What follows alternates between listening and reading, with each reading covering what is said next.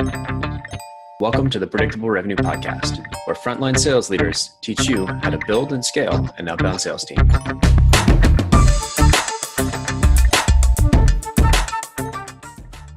Welcome to the Predictable Revenue and Drift webinar. I'm your co-host, Collin Stewart. I'm just here to steer the conversation and get out of the way. Today, I'm joined by my co-founder, Aaron Ross, and David Cancel. We're going to start by just we're going to talk today about the sort of future of sales, but I thought it'd be great to start with some of your histories. Now, Aaron, you've been a founder of a company. You're employee 150 at Salesforce, obviously wrote the bestseller, Predictable Revenue. Talk to me about, a little bit about your history in terms of sales. Yeah, well, actually, if I really want to go back, because I can go back before the internet, I'm not old. David, you might be with me there. Yeah, I'm with you. Yeah, because I think it does give it an interesting perspective, and because people get so, I notice with my kids, teenagers, like they're so dependent on the internet in some ways, because that's what they know. But quick, like I did door-to-door sales in college, plus in high school with a couple. It's really young. We went door-to-door to paint the curb numbers, like for $5 or $10. And then at a college painting business and did ad sales for the Stanford newspaper in college.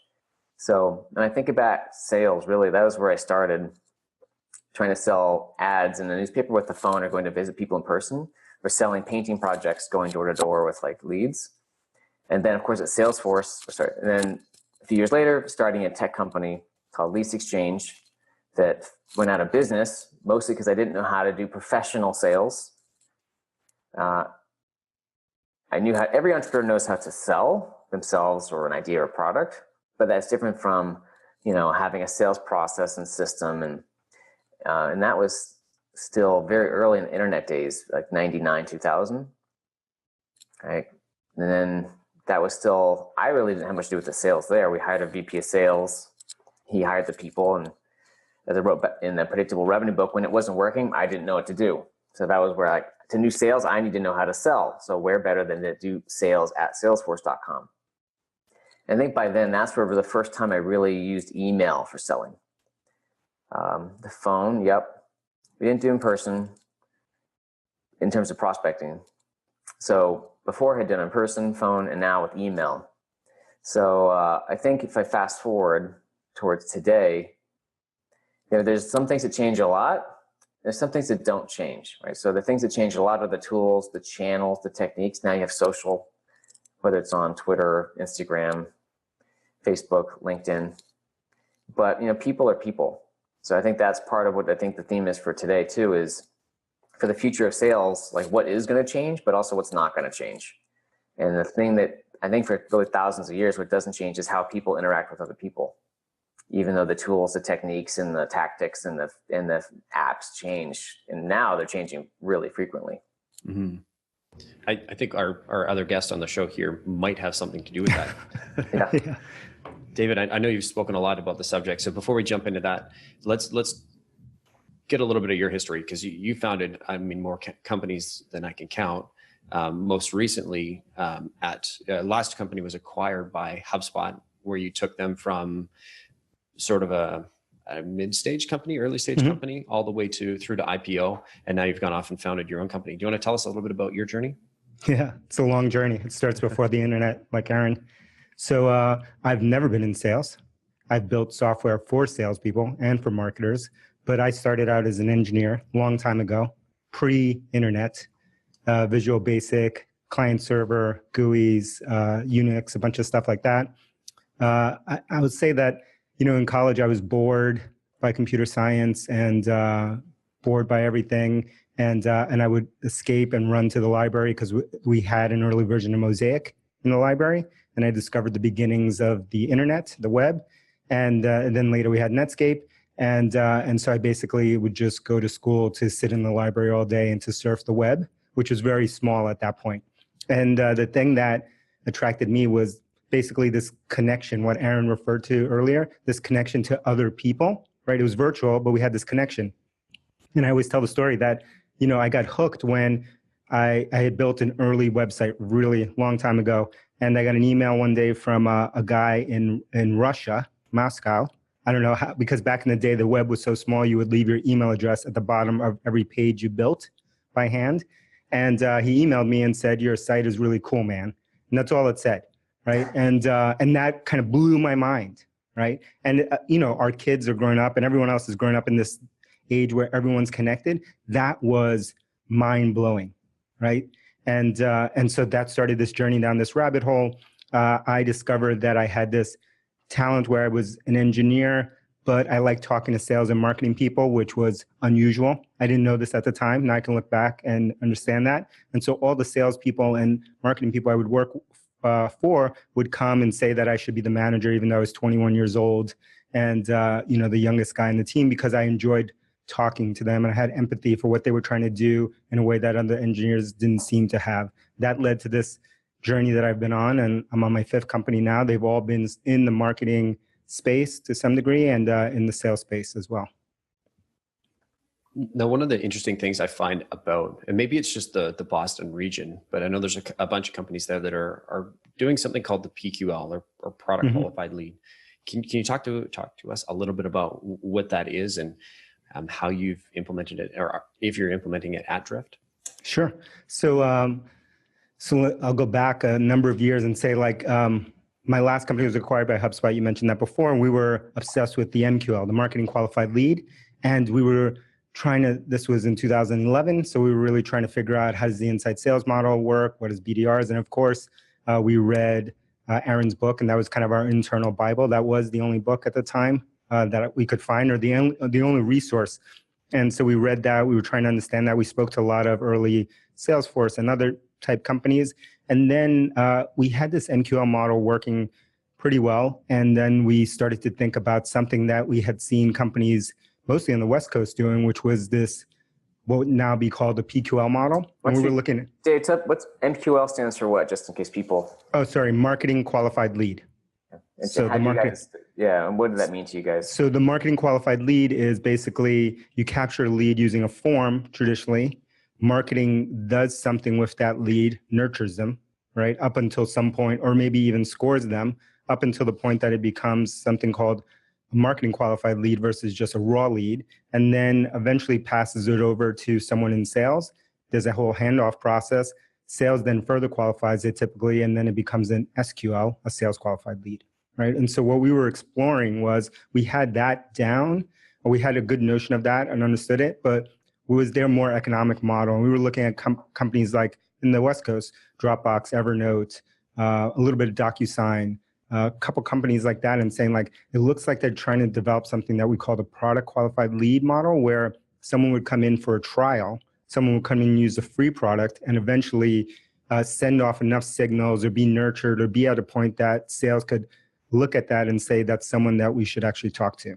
And so we kind of did a pilgrimage out west, learned from a lot of companies out there. They were trying to learn about MQLs from us. We were trying to learn about what we thought about as PQLs from them. And then we set off on this model, and we built some early sales tools. We built a free CRM. This is back at HubSpot. We built a sales kind of plugin called Sidekick, now called HubSpot Sales. And then we really started to have this dual mode of marketing qualified leads coming through forms and product qualified leads coming in through free trials and free versions. So when I started Drift, we started out entirely PQL based. There was no concept of an NQL. Later, we've created this thing internally called the CQL to add another QL, which is a conversation qualified lead, because it hit us at some point that the best way to qualify a lead is to actually just have a conversation, back to what Aaron was saying earlier. Why don't we just actually ask someone instead of guessing and scoring and nurturing and make them click on 5 things and read 3 articles and 2 white papers and this? Why don't I just ask Aaron what he's looking for?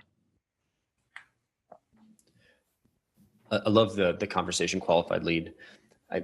If we look at the change that's happened just in the last couple of minutes that we talked about, we went from Aaron and I myself as well, cold calling using phone books. Now we have lists, we have tech and tools. What sort of changes have you seen in your workforce in terms of the composition of your sales teams? Yeah, so I'll jump. I'd say one thing that it struck me at Drift, a couple of years ago, was that it's something that both of you have said, which is all leads have always been conversation qualified, right? That's the only way. So, the thing that I always say is like, if you have a sales team, unless they actually talk to someone, then they're never going to become a customer, right? There's no customer without talking to them if you have a sales team, right? If you have a purely freemium model, of course, you can just go around, you don't have to talk to sales. But in terms of workforce, like in the last 5-6 years, the big thing that we've seen is that at the last company, when I got there, everyone was on the phone. Everyone was cold calling. You would walk on the floor and you couldn't hear, right? And so everyone would want to sit as far away from sales as possible because it was just nonstop. It sounded like a trading floor. And then by the time I left, which was in the end of 14, beginning of 15, you would walk through the sales floor and you would hardly hear someone on the phone, right? There'd be people doing demos in rooms. Tap, tap, tap, tap, tap. It'd be silent. It'd look more like a development floor, right? And that happened within 3 to 4 years, that massive shift. And now up to the point where if you walk around Drift today, we don't have phones. There's no phones in this office. We have not bought any phone. I don't even know how to buy a phone right now. Maybe we will at some point, but we have about 50 sales reps now and 50 AEs. We don't have a phone system. And they're doing most of that stuff. Most of their stuff they do through chat, through conversations, and through email. Right on. And Aaron, I'd love to hear your take here on the change that you've seen just from call it the phone book generation to the Discover Org and Lead IQ generation. Mm-hmm. Well, it's interesting. So there's a couple big changes. Again, I think more of the human element, because in the past when all you could do was either make cold calls or go walk around, like that's it. You can sit at your desk, you call, or you go visit, or you could write letters, but so it's a lot simpler in the sense of you're not overwhelmed by the options today where, at least if you're doing outbound. So inbound's a little simpler because you're just waiting for leads to come in and you respond to them. And yet you still have more and more tools to juggle. So I think for people, a lot of today, it's just gone, the complexity of what people are doing, either the number of targets, the number of tools, the number of things they need to juggle has gone up. So ultimately, it's still about people knowing what is important and how to prioritize their time and get things done. In the past, it was more about sort of like that brute force. I just need to make the calls. And there's still some of that today, but there's a lot more confusion and overwhelm today that people struggle with. And that's only going to increase over time.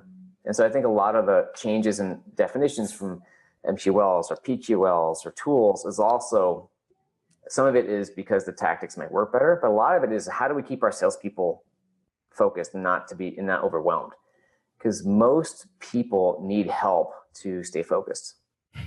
So, and that is that's one big change is how do we continue to fight this trend of overwhelm with our salespeople and customers, because customers are overwhelmed too. That's one big trend. And the other big trend is how to maintain that human connection when there's less dimensions to the interaction, right? If you're meeting someone in person, you're there. If you're talking to them on the phone, again, you've got that voice. But when you're emailing or chatting, there's less ways to put yourself through as a person.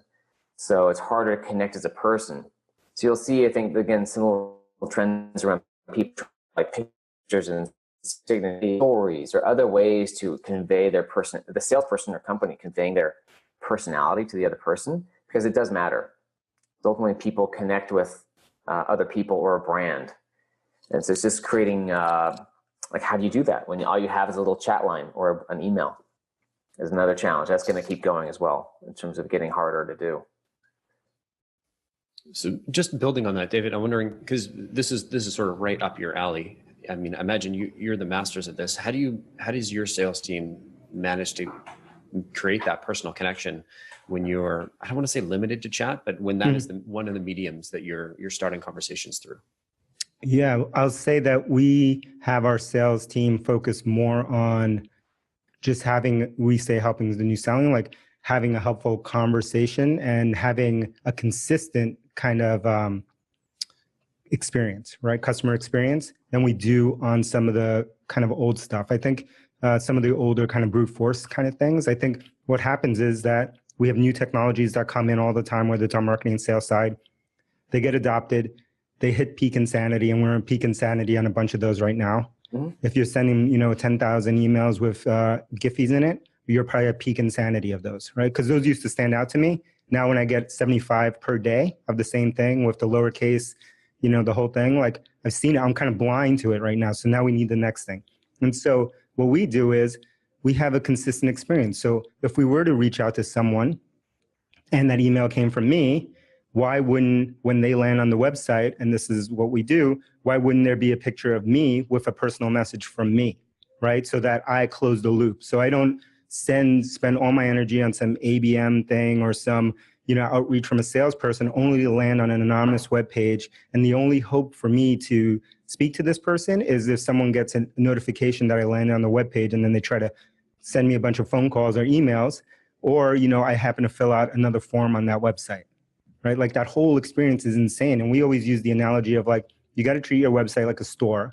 If, if Aaron invited me to his store personally, and if I show up to the store and Aaron's store is empty, and the only hope for Aaron to know that I ever came is to leave my name, phone number on a piece of paper in the store, and then Aaron to call me back 2 weeks later, we would all agree that that's insane. But that's the thing that we're doing today with outbounding and then dropping them on a cold website, hoping that they re-engage somehow. So we start with, that's a very simplistic example, but like we start with that, like how do we make that consistent? How do we make it feel like every touch point that you have with this company, if it started with Aaron, it always continues with Aaron. And it's never handed off and you're never lost.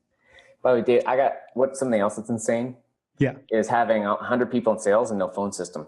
And people are making phone calls. Yeah. That'll be a big money maker when you guys do that. Not with all the accounts, but with so the thing is now there's more channels, right? There's phone, mail, email, chat, blah, blah. I think a lot of people, and I'm guilty of this because I was a little dramatic in the predictable revenue book that cold calling is dead. And actually, I think in a lot of extent, it's not that I really believed it was dead, but it just wasn't working. But the reality is that phone works really well. Phone can work, email can work, and so the best salespeople, and it depends on the role. Yep. But with bigger 100%. companies, people usually want to talk to a human. They want you to, they don't want to do the work themselves. They're like, just get on the phone and show me. It's a lot more efficient that way. That's what I do. I don't want to screw around and researching all this stuff. I don't have that time. So it's really like for sales teams and companies, knowing which channel is appropriate for when, and having some different tools in the tool belt and being smart about when you use them at the right time. Not blindly using them or blindly avoiding them. 100%. I think, it depends on the buyer, depends on your phase. For us, we've been entirely focused on the inbound side of things, right? Someone coming. And in that case, someone from a larger company with a higher title, it's been super effective for us to have that conversation on the website because they're not browsing Drift on a Sunday evening, just hanging out and, just hanging out there. And we've heard from those higher title people that I just want an answer to my question. If I'm browsing your website, your SaaS website or your service website, enterprise service website at 9:00 and I have a question, I want an answer to my question. I don't want to download something or leave a voicemail or wait till next week for someone to call me back. But that's not channel specific, but I get what you're saying.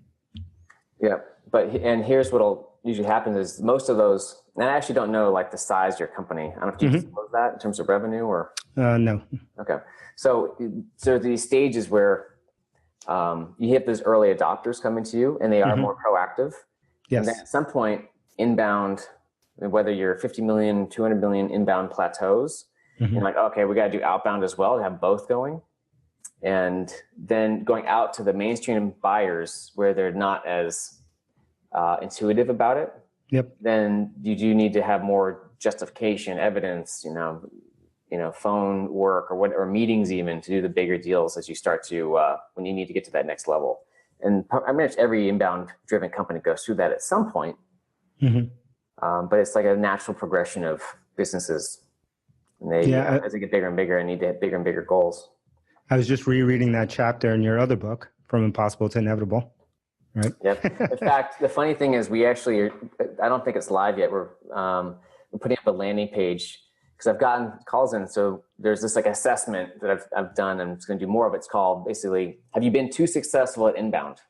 So for people who want to plan to not only continue inbound, but to transition because it creates, maybe one example is culturally, when all your sales reps, whether they're the junior one, STRs or the closers are used to inbound leads coming in, they become very reactive. And then when they start to do more outbound, whether to bigger companies or you just need to grow different ways, it's like a new mental shift they have to make. And how do I have to sell more up front? So there's and metrics change, but yeah, it's kind of a natural progression. It's a great problem to have all that inbound you've got. And have you seen sales reps who've actually been able to do both, or have you always specialized? The closers can do both because usually, but the prospectors, the STRs or the inbound reps, they need to specialize. Yeah, they have to. Unless you have once in a while, you might have, it's like a unicorn person who can do both, but it's so rare that usually only have someone juggle if it's like you're tiny with one or two people. I've always wanted to talk to you about STRs because I'm right here. I love it. Let's talk about it. Because I've never been the biggest fan of the SDR. We had a lot of them at the last company. We don't have any now. And I've always wanted to talk to the doctor about the SDRs. Yeah. Well, the point is, again, like every company, it's about focus, having people do what they do best. And not every company needs SDRs. Every B2B company does at some point if they have at least bigger deal sizes. But it's really about, like the idea of sales role specialization at SDRs is really, if you have senior people like senior salespeople or salespeople, are there things that they should be doing that can be done better by someone else? So you don't need them necessarily, but at some point you will, especially when you do bigger deals where you do need a prospector to do bigger deals. And you do need at some point, sometimes people don't specialize. Let's say you have your salespeople on chat, but maybe you might have junior people doing things like research or other, even like non-conversational support of your salespeople. It's like, how do you get people to do what they should be doing and not do what they shouldn't be doing is the principle. I guess it all comes down to like, how do you implement it in a way that it's done correctly, right? That it's measured correctly. Because one thing that I've seen just in SaaS and companies I've been a part of, advised or whatever, is that everyone overreacts to things. And so people have like overreacted to the SDR, and everyone needs SDRs. And every AE on the planet, if you ask them, do we need SDRs? They would say, yeah, I need an SDR to help me research or do that. Yeah, of course, right? Of course. Why wouldn't you? Yeah, I need an assistant. Yeah. Do you need a personal assistant? Yeah, 100%. I do. Yeah. Everyone does. I don't know what they would do, but yeah. Yeah, and so these teams end up hiring all these SDRs, and even in the past, we were never able to really prove the profitability, I would say, of the SDR. I heard all nice things. It's a good feeding system for hiring AEs. It's it's good for prospecting enterprise. Okay, sometimes, but every time the cost of the mechanism and going through it, and more important to me, like the customer experience of coming in through, we need SDRs in the enterprise to prospect. Are you really going to prospect a C-level person with a 22-year-old prospect who's been on the job for 3 weeks? Like, that doesn't. You can do it successfully. Yeah, not 3 weeks, but yeah, there's ways to do it. I mean, I've done it. I've seen it done. Yeah. Can I jump in, David? I've heard you say this a couple of times. Where's the math and the justification behind having SDRs? I'll just point to, we had Jamie Buss. She's the VP of Sales, North America Sales for Zendesk, on the podcast a couple of weeks ago, and she pointed to when they ended up specializing and moving to, having a BDR team. It was an overall 25% lift in sales revenue. It's amazing. I need to talk to Jamie. Yeah. I'll share her link to her podcast with you. I don't think it's published quite yet, but it should be up by the time this goes out. And if it's not, we'll push it out so everybody here can check it out. But I'll shoot you a link afterwards. Yeah, and like anything else, it can be done effectively. It can be done poorly. So, done well, it does make a big difference. But it's not for everybody, and it's really about do you know your business and what's going to improve it? So how do you do it in a way that's good for the people there? One last point is, one of the dangers of doing it, like you refer to, is salespeople who start to think, like, I don't need to prospect anymore because my prospector is going to do it all. So that's not true. They still need to prospect. They can't. They still need to take responsibility for their part. So there are some, like, there's no benefit. There's nothing you can do. There's no benefit or investment you can make without some kind of cost. but that is one thing you have to watch out for is people over relying on their teammates. So, what would be the modern way that you would, if you were starting a sales team, how would you measure your AEs? I know that's a blanket statement, but you were starting from scratch. You had 20 AEs. Like, how would you set things up? Well, where SaaS companies always end up is you end up with some AEs are targeted to small businesses, small deals. Some AEs are targeted to medium, and some are enterprise or the big ones, just because the buying cycles are so different. So that's where you end up. The small deals, maybe you have STRs or not. The medium and bigger ones, you always have STRs for at least outbound, and also depending on inbound, depending on how many numbers. But on the AE side, you end up with small, medium, large. Sometimes you focus them by vertical, sometimes not. That's really like a business situation call. And you always measure depending on, so you, again, general blanket statement, you measure the STRs on activity and pipeline generated, and then salespeople on, taking pipeline through to close. So the measure, like salespeople, there's a lot more variation how they get measured because there's just more variation in those kinds of roles and comp structure. The SDR roles are pretty standard. The outbound role is pretty standard. But there's always some general metrics that are the same across companies, like qualified pipeline created per month and close rates. But again, every business is different. So I see every sales leader comes up with their own metrics that they find are the most important, the most telling for where they are at that point. And this month, the metrics you really focus on might be different than what we're really focused on in 3 months from now. Because today we don't have enough X hiring. Maybe hiring might be your big bottleneck, right? And then you fix that, then you have a different problem in 3 months. So those kinds of top of the mind metrics tend to change over time. And how would you what would you look at to say it's time to bring in some SDRs? Like if you're starting this team? Well, first, if you have 100, how many salespeople do you have? 50 closers? 50 closers. Okay, 50. So if you have 50, I would be shocked if there's not some room for a support team of some kind, whether you call them SDRs, whether they're taking chat or not. So part of that depends on if you can, to what extent through chat you can identify big companies versus small companies. And you may not, how much you can do through, you guys use, tell me also, we're going to talk a bit about bots. Sure, yeah. Because in this case, right, and I'll let you maybe the bots can take the place of a lot of the inbound SDRs. So it's possible you may not need inbound SDRs. For some point, you for sure will need outbound SDRs. But maybe you can tell us a bit more about how you, your bots here. Yeah, how they work. Yeah, sure. So that's a topic for today we want to get into.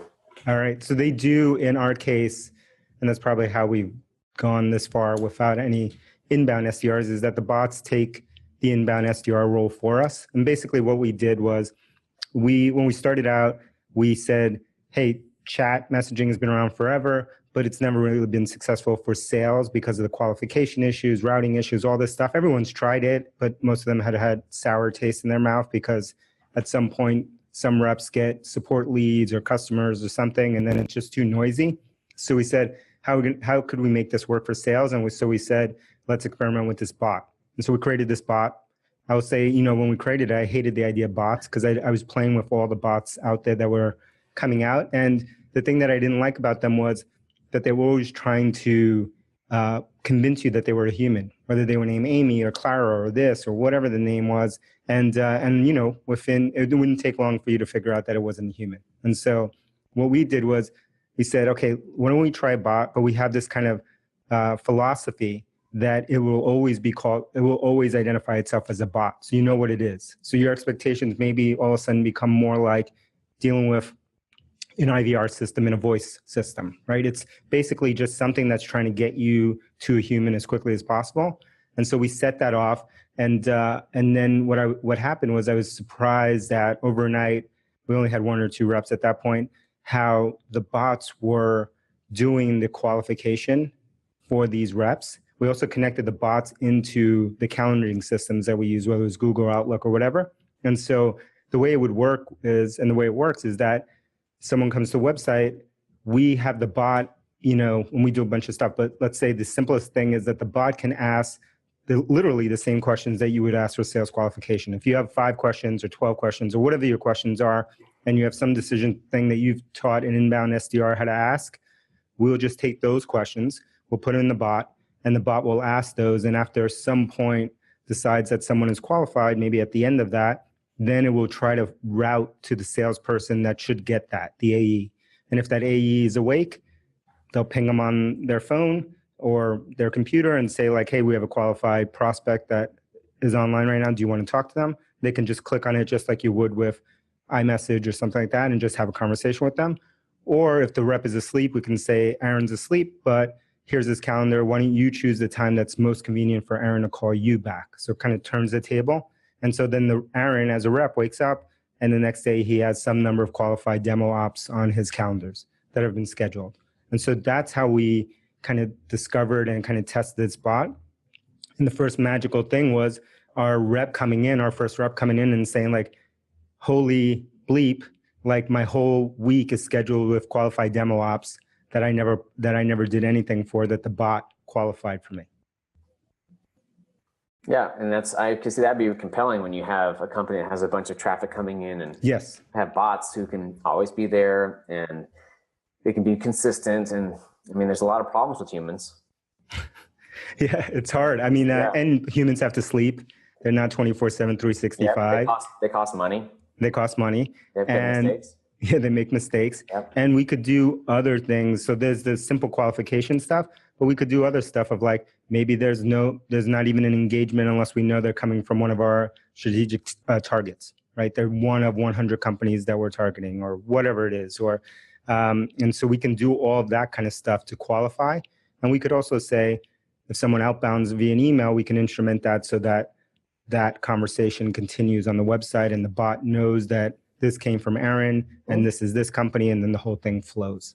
And so it's just basically starting to close the loop and be available. And then we heard from those higher kind of titled people that they actually enjoyed the bot because when they were visiting whatever website it was, they had a specific question that they wanted to answer and they didn't want to go through the normal MQL process to get someone to call you back, right? The form and the download and this. Just give me the answer. Just give me the answer, right? And we heard that originally from one of our early customers called Rapid7, big security company. And our customer there told us that it was their chief general counsel who was the biggest proponent of getting Drift or something like Drift because he wanted that experience. Because when he's going in to purchase something, he wants an answer to his question immediately, which is not the person you would ever think would be the person who would be proponent for sales software.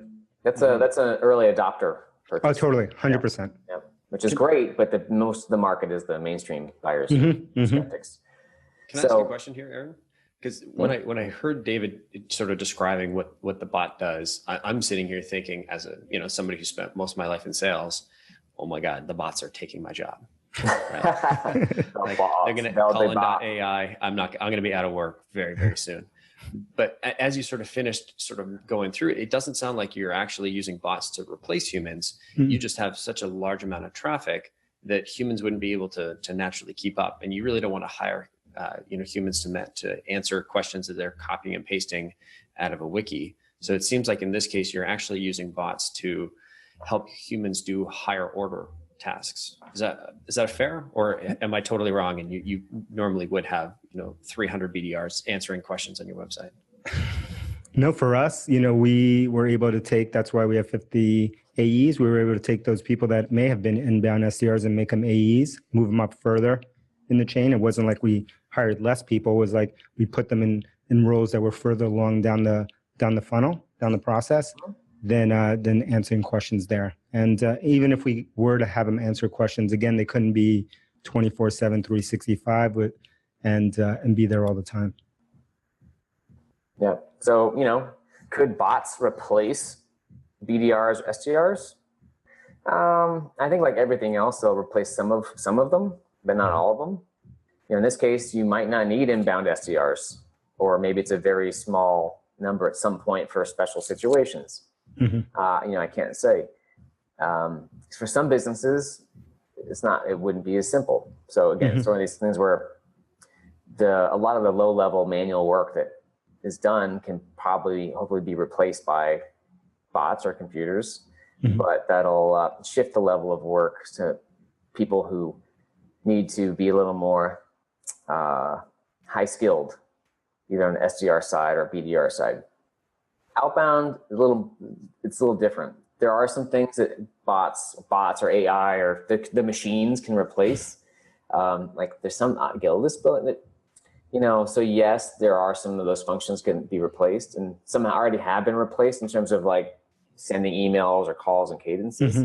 But especially in outbound, there's a role for a human that will never be replaced, which is a lot of the strategy around which accounts do I go after, especially bigger companies, navigating them, conversations, sort of consultative selling over email or phone, or maybe even over chat. So it just means that the SDRs who are either inbound or outbound need to be that much better and higher trained, because again, the low level stuff hopefully can be automated or removed. That navigating inside a larger org is like the most underappreciated thing. That no one ever talks about. And people always talk to me about like this enterprise or that, or they're going to do this or that. I'm like, have you ever been inside one of these companies? Like they don't know the people on the same floor. Like forget about a bot figuring that out, or forget about, them reacting quickly to something. Like they literally do not know that person who's 4 offices down because they've just been moved to this floor. Yeah, it can be complicated. Very. Your companies navigating them. So, and one of the biggest mistakes that human outbound SDRs make, which a bot could probably fix, is they give up too soon. Right? They get one no from someone at a big company, and they're like, "All right, Ford said no," and there's probably another 20 people that they could go talk to who might say yes, or that they just give up too soon. The bigger companies, well, most companies, pretty much just give up too soon in general. Can I practice some science fiction on you guys for just a minute? Yep. So let's imagine. So there's a really interesting project you can Google. It's called if you just Google neural nets Shakespeare, they've actually trained a neural net to write just like Shakespeare. They did it with Dave McClure from 500 Star, or from Dave McClure as well.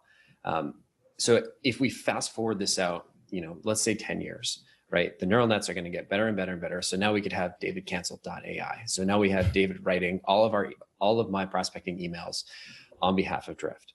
Do we then, like, the volume is now the quality is going to increase because all these emails seem like they're coming from David. Yeah, but the volume increases. Increases. What's going to happen on the other side? Like, are we eventually going to get to a place where we have Skynet selling to, Skynet purchasing, right? And then the way we do business is just tuning the algorithms. Like, what do you see coming out in the next 10 years? Well, by the way, so at some point you'll probably have something like that. But here's the problem with AI and bots. I think we could see some of the advantages, but when the level goes up, so again, let's say everybody is using AI to write emails. So all the emails are at the same level, so nothing stands out. So then you need a human intuitive breakthrough. It's like, okay, what's a new? AI is great about what's been done that I know of, invent things from thin air. There's ways, I guess, through like trial and error. But a lot of times there's like these intuitive breakthroughs that help you leap forward that I don't think they'll ever be able to, sometimes maybe mimic, but never replace ever. And that's what, the place that we'll secure our future from is, then it's not just doing what was done better, but how to come up with something completely new that never has been done before. So making that leap as opposed to just optimizing something that already exists. Yeah. What do you think, David, on a Skynet versus Skynet? Yeah, just think about it as one more form of automation. The more automation that you have, and we're at this right now with just the emails that I referenced earlier, that everyone's sending the same email, the more that you need, I think, the more you need humans to stand out, right? To get creative, to think of something that we haven't thought about before. It just keeps raising the bar. Like I always talk about this in marketing, but it's the same thing in sales. Like, marketing is arbitrage, right? There's like opportunities that exist because new channels open up or new techniques open up. And then for a brief period in time, like very few people have access to that technique or have figured it out. That's where the arbitrage is. As soon as more and more people figure it out, then it levels off and the arbitrage is gone from that channel or that technique. Same thing in sales, right? That plain text email had a lot of arbitrage. Now it has very little arbitrage. Now we move into the next thing that has arbitrage and just keeps going over and over and over. And then it starts again. Yep. Go ahead, Aaron. Well, one of the things that it's like a claim on, I would say it's on blog, but there's this claim out there that the customer is more educated than ever, right? The customer is smarter. The customer, has all this access to research. And for these sort of mainstream, the early adopters is true. But for most people out there, they're actually, the buyers are more confused and uneducated than ever because it's just so overwhelming. So while, a small number of people are more educated and they're smarter buyers and they're the ones who, are going to seek out the drifts and like the new thing. Now we're getting into this world of overwhelm for buyers too, where again, you need humans at some point to help sort through how do I simplify things for this one buyer because they don't know where to start. They're confused. They're looking to me as an expert to tell them what to do. I'm in sales. I know the Challenger sale, one of the books that helped, I think like solidify this, but it's like where sales is going to is more and more leadership of like, how do I help them improve their business? They don't know what to do or they're confused. How do I almost tell them what to do and give them a plan so that they can get some results? And along with that, this is also why customer success is such a big trend, right? One of the fastest growing functions is because customers often don't, again, not the early adopters who tend to be able to figure it all out themselves, but for the bulk, the 85% of the market, which is the mainstream buyers, they might buy the product and they're like, well, now what do I do? Like they don't always know what to do because it's so confusing. And especially in big companies, but even small ones, it's hard to change things. Like it's overwhelming to people. So companies, salespeople and companies are moving, again, as things get automated. How do we basically tell people what to do, not only to change the business, but then actually make it work? Yeah, this exact thing, totally agree, is one of the reasons that we started Drift, right? Because we thought, just like you were saying, like, it's not that people are more educated, because they're not, right? I think what we're seeing is that they have more choice. And because they have more choice, they have more confusion. There's more noise in the system, right? Totally. So like, we always talk about like, we're entering this, the thing that I've seen in SaaS from my first SaaS experience to now is like that we've gone through this thing that I think about as like 3 phases. Like there was the beginning, the early days of like, you were competing with on-prem software. SaaS was novel from a technology standpoint. You didn't have many competitors. Maybe, you had on-prem competitors. You had very few true SaaS competitors. You could stand out just by being the SaaS or the hosted version of something. Then last company, HubSpot days, it was the second phase, and it was like, how do we specialize something? Zendesk was the same thing. How do we go? Do we go SMB? Do we go mid-market? Do we go inside sales, field sales? Like it was about like, I think about it as like a factory, like who had the better factory and the better LTV to CACs and ratios and all this kind of stuff. And then, but even then we were competing with a handful of competitors. And now we're in this world in SaaS specifically, where you may be in categories you're competing with 100 competitors, 1,000. So like, what are you going to do like now? And this was the reason that we started Drift. We thought like, well, you better have the best experience for someone, right? If you were one of 1,000 of these things, and then the idea that we can make people wait on our terms, and we, the company, have all the control and can say, go do this, wait 3 weeks, we'll get back to you whenever, is like going out the window. And so how do we build this experience that is always there to help someone through this process, whether it's at the beginning? And again, like all inbound leads start out as an outbound activity, whether that's a marketing activity or a sales activity, it's an outbound activity. It's no one has osmosis to just like show up at some, B2B website. Like it started as an outbound activity of some sort. At some point, the difference is where in the buying journey are they when they're on the website? Were they nurtured through an outbound thing and then it's finally at the decision-making point? Or are they coming from at the very beginning, just awareness kind of part of it? And so wherever they are, you got to meet them where they are and kind of have to have an experience that helps you stand out and helps you answer the questions that those people may have during that process.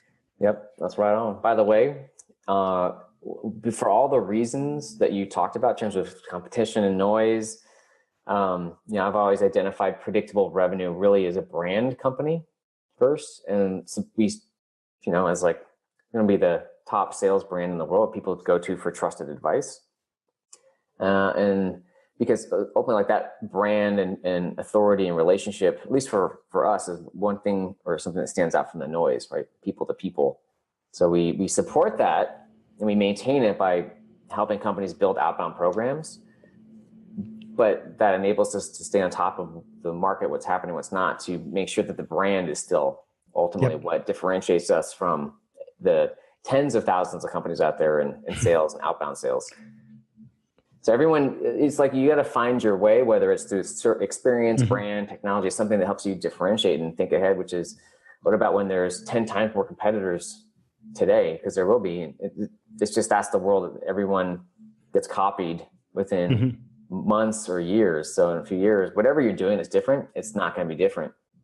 Yeah, and it's not only in software, it's in software, it's in services, it's in physical goods. Like anything can be copied at this point. Anything. Product used to be enough to stand out as a moat. And the way we think about it now is like you have to have brand, right? Brand is the thing that you can lean on. You have to have service. You have to have a combination of these things to actually stand out. Product's not enough anymore. It doesn't matter if I'm producing this, like this phone here, because I can have someone in somewhere around the world produce the same thing. Right? Like physically the same thing. So what's going to differentiate this thing? It's going to be maybe this cohesive experience, maybe this brand, right? This brand that I'm investing in, but it's not just going to be a physical thing that can stand out anymore.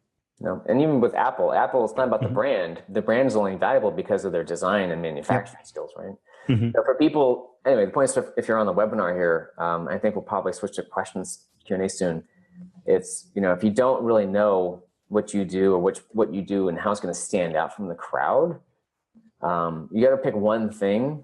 I say like you got to pick your cake, right? There's the cake as your main thing. In marketing, I think in the From Impossible book, we use this example. In marketing, we said, look, pick your cake. The one thing that you're going to be really, really good at, which could be web, could be one thing you get to be great at, and the rest is icing, like whether it's social might be your cake if that's your thing, and other things are your icing. Don't try to do everything at once.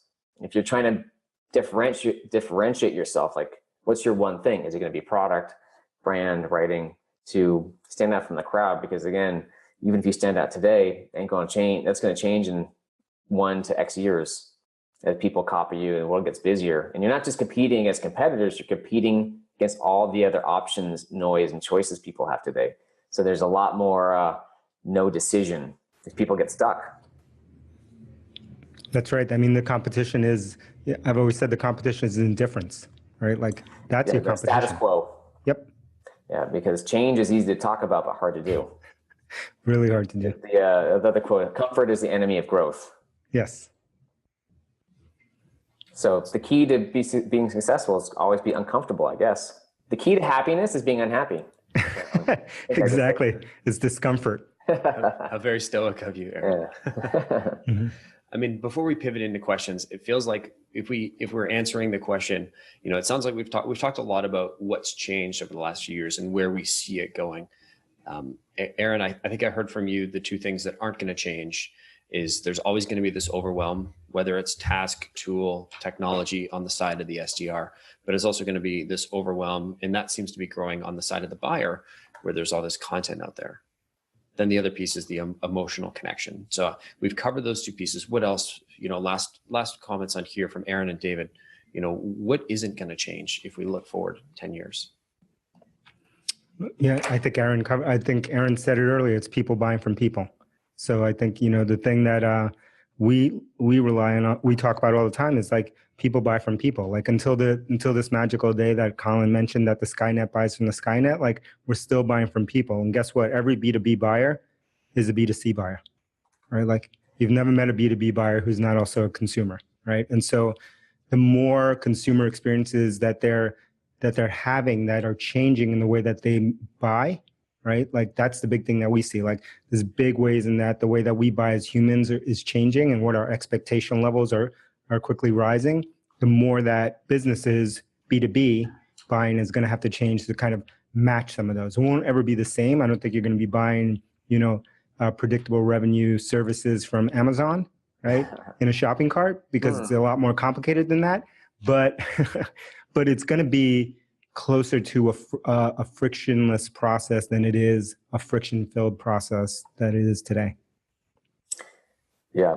So I mean, that human element of people buying from other people, at least a brand that represents something, like an emotion. People make emotional decisions and they justify it with logic, however they want to, believe otherwise. So that's not going to change. And most people are followers, that they just do what other people do. There's the early adopters that are really the initiators. From Impossible, we said, hey, it's probably like 15% of the market. It's probably smaller than that, actually.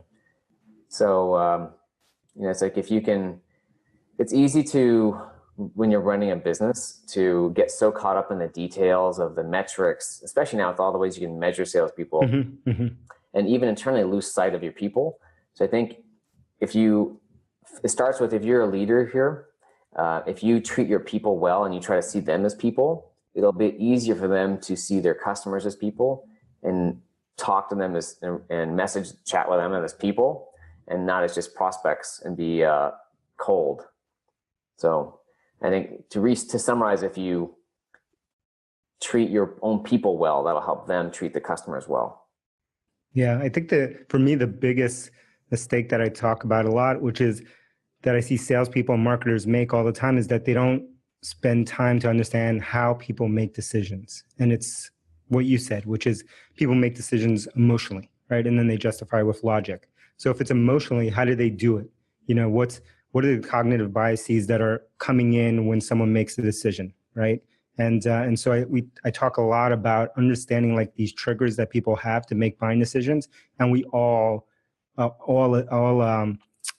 fall as in there, we all react for them. And I'd say like one of the best examples of this, if you were to diagnose the Amazon product detail page, which hasn't changed in probably like 12 years, if you actually study it and look at it, and we do that internally, you can see all of the cognitive biases used on that page, whether it's like social proof, whether it's reciprocity, whether it's all these things. And it's funny that I talk to so many salespeople and marketers and leaders in this, and if I ask them do they know anything about, right, these social triggers, cognitive biases, whatever, they've never heard of this. And it's like, this is how we make decisions. And so I actually spend most of my time thinking about how do we make decisions as humans, like, because that's the thing that you have to understand, right, in the sales process or in the marketing process. Yep. You summarized it's that book, Psychology of Persuasion. Yeah. Robert Cialdini. Yeah. So if you haven't read that book, it's called The Psychology of Persuasion, or Persuasion. Persuasion. It's called Persuasion. Persuasion? Persuasion. Yeah. It's a play. And the book he wrote before that, which is like everyone must read, is called Influence. Right. And Influence. That's the one. Influence. Okay. Yeah. Influence. Psychology of Persuasion. That's the one. That's the better one. That's the better one. That's everything right there. Yeah. Mm-hmm. So I got one last question, but while I'm asking this, I want everybody on the webinar, we get about 5 minutes left. We're going to take a couple of questions. There's a little Q&A box at the bottom of your screen. Just got to move your mouse around, hit the Q&A box, put your questions in there, and we'll get to them in about a minute here. As we talk about, Aaron, David, the way that sales is evolving, as we're talking about more of an emotional sale, to me, one of the things I've always liked about selling B2B is that it was less emotional. Does this mean that we're transitioning more to a B2C sales, or the B2B is starting to learn some things from B2C sales? Do you see it going further, extending that way? No. Okay. So here's B2B is different than B2C for mainly this reason. When I'm a consumer buying a car, I don't have anyone to check me, right? I want a Porsche. I'm not, how much money do I spend on a Porsche versus broccoli, right? I buy what I want, not what I need, right? If I took my budget and said, here's fancy car versus like health membership. So, but in businesses, there's checks and balances. So I have to justify it to my CFO. I have to justify it. So that tends to squeeze out some of that emotional impulse type of buy, where I do have to justify it based on logic. But even the CFO will make their own decisions based on their emotion and so on. But because there's more people, you have to have it like rounds out the purchase decision. But I guarantee if a company has money, right, any CEO or CFO who says it's not in the budget is just lying. It means we don't want to change the budget. We don't see the value in changing the budget.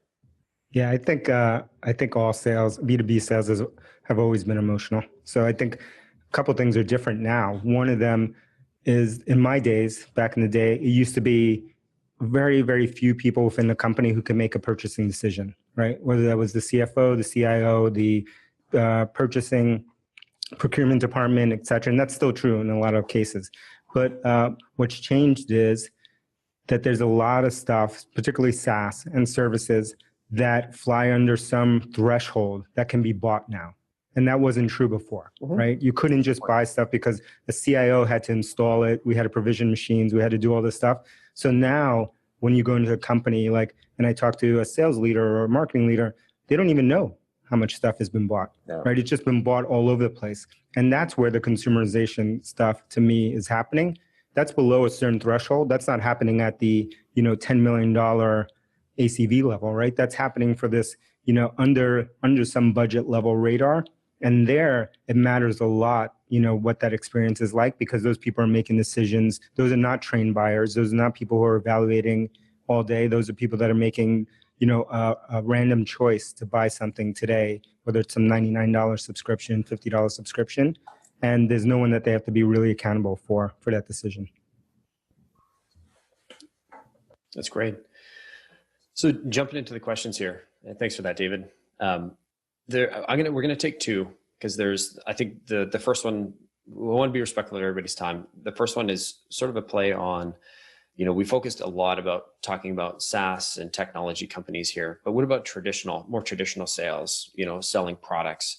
What are the differences, if you're selling a phone or a diesel generator versus selling a piece of software? I don't see that many different. Well, I get this question from, I don't remember who recently is. I'm a company, right? And I want, maybe I'm a manufacturing company or I'm a services company. How do I do outbound different than a SaaS company? So, SaaS companies they're just companies with people. But here's generally, SaaS companies tend to be different in one way because tech companies tend to be good buyers because they tend to want to do things differently. They want change. And most companies aren't good buyers because they don't want to change as much. So I think it's more, there's a cultural dynamic with SaaS companies and companies that SaaS companies sell to. It's just that more, how do we grow? Like more of an aggressive growth mindset. That's more different than the fact that you have something delivered over the internet versus some other method, which is just a business. Yeah, I agree. I think it's really, it's less about what you're selling to me, and it's more about, a couple of things. Like one is, are you in an environment that doesn't want change, right? So they're resistant to change. Two, are you in a kind of monopoly or duopoly kind of environment, right? Where there are very few people who kind of dictate the process. And the more you move towards having infinite competitors and infinite, suppliers, the more that it looks more like consumer, more like what's happening in SaaS, right at the low end of SaaS. And it really depends on, what the company is like in terms of change and adoption and what that buyer looks like. So in other words, it always goes back to know your customer, know yourself. I think Peter Drucker was the last person but I'm sure that's probably like 1,000, 2,000, 3,000 year old, lesson that won't change either. So speaking of 1,000-year-old lessons, we got the last question here, just in terms of continuing to, look forward and stand on the edge. What are some books or podcasts that you might recommend besides your own to the people that are listening? Well, I would recommend, I think like everything you need to learn in business, Peter Drucker wrote at some point. So, I'm always going back, looking through his stuff. I like going back, right? And so there's all the topical stuff that you see now, everyone talks about and then dies down.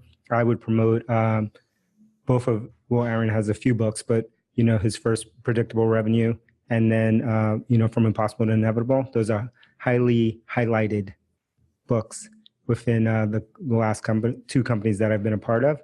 But then I would go back. Which are the books that have stood the test of time? Because at the end, it's just people, right? And it's people, and that hasn't changed. And so, how do you forget about these, you know, fatty kind of topics and focus on people, and how do we talk to people? How do we motivate people? How do we get people to buy? How do we influence people, right? Like the book Influence, that should be on everyone's nightstand. Yep. Yeah, Influence. So that one we mentioned, Influence, great one. From Impossible, Predictable. Yep. Okay. Thank you. I would actually, but if you manage people, the most influential book that I read was called Wooden on management. It's just Wooden. It's like a little blue book on Amazon. Wooden was I think the winningest coach. Or college coach, at least in basketball ever. And the book, it's a really simple read. It was just, I highly recommend it if you manage people. So whether it's salespeople, whether it's anyone, it's just a great book and simple. That's a fantastic book. Anything by Wooden is amazing. There's a series of videos, commencement speeches by another winning coach, this one from Notre Dame, and his name is Lou Holtz, Holtz. Go search that on YouTube. You can see that for free. And if you see some of the lessons that he has in terms of managing people and not settling, they're amazing. Perfect. And we'll make sure we put those in the show notes. Yep. I think that's all the time we have today. Aaron, David, I want to thank you both so much for coming on. This has been, I feel like I've learned so much, and I hope everybody else feels the same. Yeah. Well, thank you everybody for coming, and thank you, David. Thanks for having me on, Aaron. Thanks, Collin. Thanks, everyone. See you guys.